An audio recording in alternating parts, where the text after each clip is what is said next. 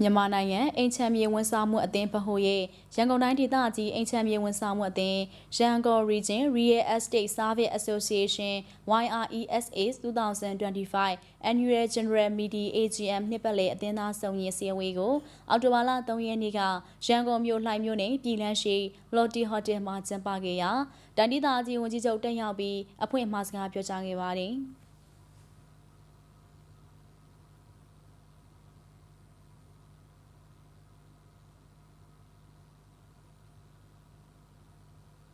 အဒီနောက်မြန်မာနိုင်ငံအိမ်ချမ်းမြေဝန်ဆောင်မှုအသင်းဗဟိုဥက္ကဋ္ဌကအမှာစကားပြောကြားပြီးအိမ်ချမ်းမြေဝန်ဆောင်မှုအသင်းဥက္ကဋ္ဌကအသင်းနှင့်ပတ်သက်၍ဆွေးနွေးပြောကြားခဲ့ပါတယ်။